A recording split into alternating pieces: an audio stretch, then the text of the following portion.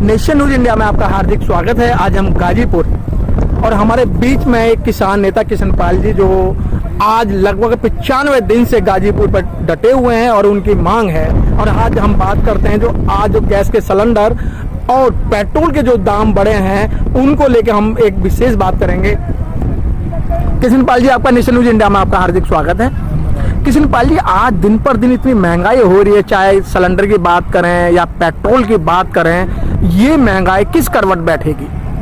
देखो, ये महंगाई हमारे प्रधानमंत्री जी ने एक हमें मूल मंत्र दिया था कि जो भी देश का प्रधानमंत्री होता है उसकी विफलताओं का एक जीता जागता सबूत होता है कि ये महंगाई प्रधानमंत्री कंट्रोल नहीं कर पा रहा है। इसका मतलब देश पूरी दुनिया में इस भारत की थू थू हो रही है। और ये जो भारत है इनको भारत को समझने में और हमारे देश की जो अर्थव्यवस्था है उसको समझने में हमारे प्रधानमंत्री पूरी तरीके से विफल हैं। इनका एक सीधा साधा फंडा है कि अगर गरीब को मारना है, किसान को दबाना है, अगर मीडियम क्लास लोगों को सताना है तो ये पेट्रोल और डीजल और रसोई गैस के दाम बढ़ा दो। तो एक सीधा साधा दिमाग नहीं लगाना इनको।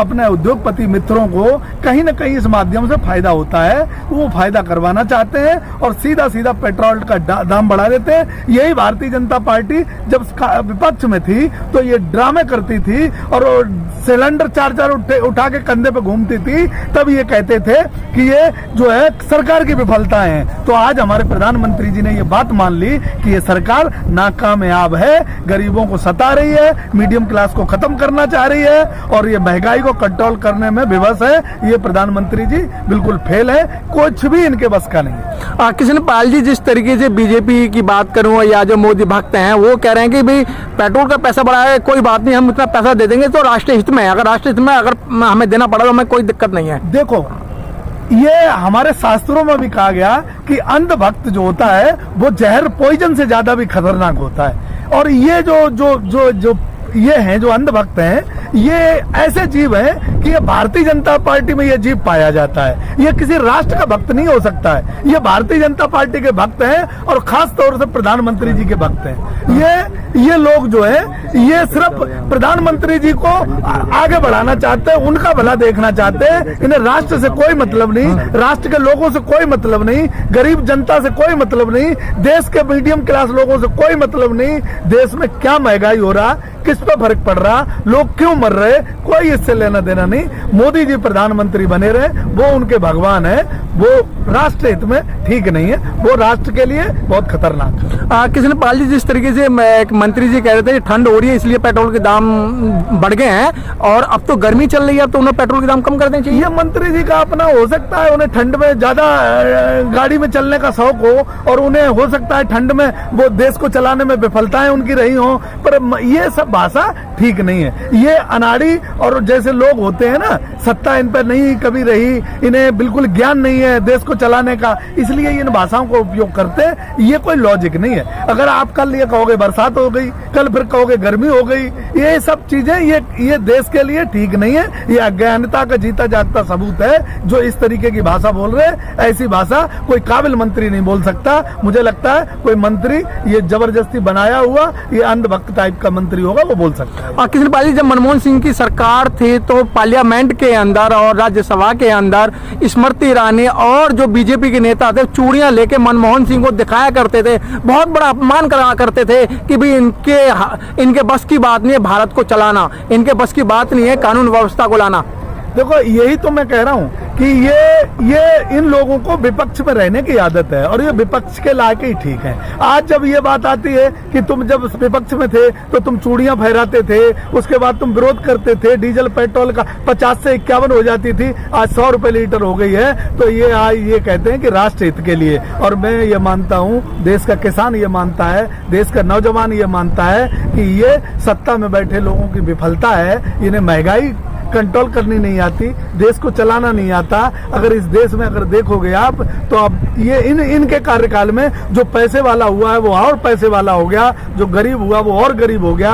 आज ये इनके जो भक्त हैं वो ये सलाह देते हैं कि आप गाड़ियों में मत चलो, तो मुझे लगता है इनकी अगर प्रधानमंत्री जी अंध भक्तों की सलाह के हिसाब से अगर देश को चलाते रहे तो आने वाला समय ये होगा कि गिने चुने लोगों के पास गाड़ियां रह जाएंगी। हम वही आज से 60 के दशक में चले जाएंगे और लोग जो है फिर पैदल पैदल चलेंगे और लोग साइकिल पे चलेंगे, क्योंकि इनकी मानसिकता ऐसी है, गरीब को गरीब करना, अमीर को अमीर करना। यही हमारे पूर्वज कहते थे कि भारतीय जनता पार्टी में जब सत्ता में आएगी तो ये बनियों की और उद्योगपतियों की पार्टी है, उद्योगपतियों को बढ़ाएगी। आज बनियों को भी इन्होंने ध्वस्त कर दिया। देश में अगर देखोगे तो सराफा बाजार आज दिल्ली में आंदोलन पर बैठा है, जीएसटी को लेके व्यापारी आंदोलन में बैठा है, एलआईसी को लेके जो है नौकरशाह आंदोलन पर बैठा है, रेलवे में आंदोलन हो रहा है, हर जगह आंदोलन हो रहा है देश में। लेकिन प्रधानमंत्री जी को पता है कि 2024 तक हम चुन गए, लेकिन हमने भी ये मान लिया कि लोहिया जी कह गए थे कि जिंदा कौमें 5 साल तक इंतजार नहीं करती,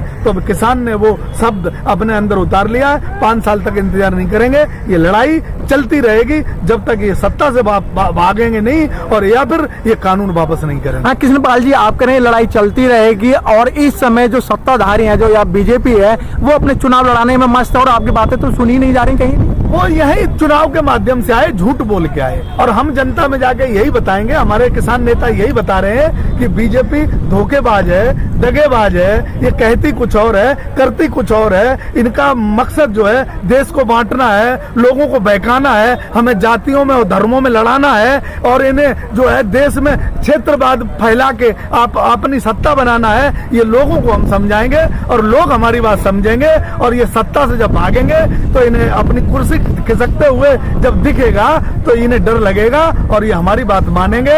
इनके आगे इनसे हम, क्योंकि इन्होंने सत्ता के खजाने पे चाबी इनके हाथ में है, इन्हें दौलत को पूरी तरीके से मीडिया को, गोदी मीडिया को लुटा रहे हैं। ये देश को, किसान को, बात को दबाने की कोशिश कर रहे हैं, हर गरीब की, मजदूर की दबाने की कोशिश कर रहे हैं। बस उठा रही है मीडिया तो इनकी बात उठा रही है, मात्र सरकार में बैठे हुए 10 लोगों की बात कर रही है, वरना पूरे देश में मीडिया किसी की बात सुनने को तैयार नहीं, क्योंकि मीडिया पे इन्होंने कब्जा कर रखा है। देश की मीडिया जो है वो टिकैत साहब जो कहते हैं कि मीडिया पे गन का पहरा हो गया, आज हम मान चुके, सारे देश के 80-85% किसान मान चुका है कि मीडिया पे कहीं न कहीं संगीनों का साए में मीडिया चल रही है, इसलिए मीडिया एक तरफा खबर दिखा रही है। हाँ कृष्णपाल जी, मैं आपको रोकूंगा। कृष्णपाल जी, क्या लगता है आपको, विकास नहीं हो रहा है देश के अंदर? सब लोग विकास की चिल्ला रहे हैं। नहीं, विकास तो हो रहा है, विकास तो हो रहा है। अडानी का विकास हो रहा है, अंबानी का विकास हो रहा है, उद्योगपतियों का विकास हो रहा है, बलात्कारों का विकास हो रहा है, अभी अवैध कब्जों का विकास हो रहा है। विकास तो हो रहा है, हमारे भारतीय जनता पार्टी के नेताओं का विकास हो रहा है, बलात्कार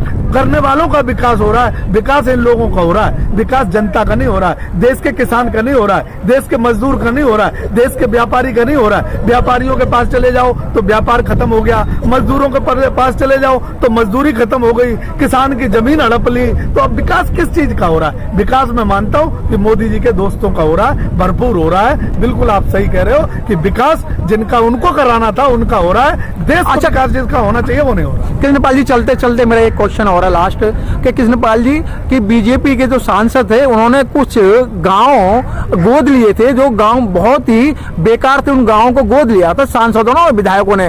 क्या वो गांव आज 7 साल होने को जा रहे हैं, वो पैदल चल रहे हैं, अभी वहीं तक हैं? मैं ये कह रहा हूँ, अगर आप उन भारतीय जनता पार्टी के जो गांव उन्होंने गोद लिए थे सांसदों ने, यहाँ तक कि मोदी जी ने, अगर ये बात तुमने दोबारा पूछ ली और ये पीएमओ में अगर बात चली गई या भारतीय जनता पार्टी के नेताओं के पास चली गई, तो अभी बनारस का एक जो पत्रकार है वो जेल से नहीं छूटा, और तुम्हारी भी महिला पत्रकार वो आज भी जेल में है, और तुम भी जेल की तैयारी कर लो। तुम्हें डर नहीं लगता है सरकार से, जो उनके गोद लिए हुए गांव की बात कर रहे हो? मैं ये बता देना चाहता हूँ कि भारतीय जनता पार्टी हर चीज लेने में बहुत तेज है। गांव गोद भी ले लेती है, सांसदों की जो आमदनी है, जो सांसदों के पास संपत्ति है, उसका भी ब्यौरा मांगती है, लेकिन कोई कुछ नहीं देता इन्हें। और लिए हुए गांव का आज वो हाल करोगे, देखोगे तो वो विकास के नाम से गोद तो लिए गए थे, लेकिन उन्हें गर्भ में ही मार दिया गया, उनका कोई विकास नहीं हुआ, इनका नाश पीट दिया उनको। जो है देश आज खून के आंसू रो रहा है, वो लोग आज गांव के इंतजार कर रहे हैं। इन्होंने लैट्रिन के जो गांव में शौचालय के नाम से शौचालय दिए थे, वो शौचालय के नाम से ठगा गया।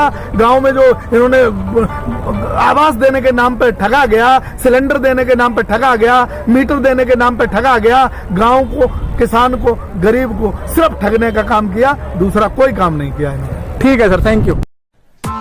Press the bell icon on the YouTube app and never miss another update.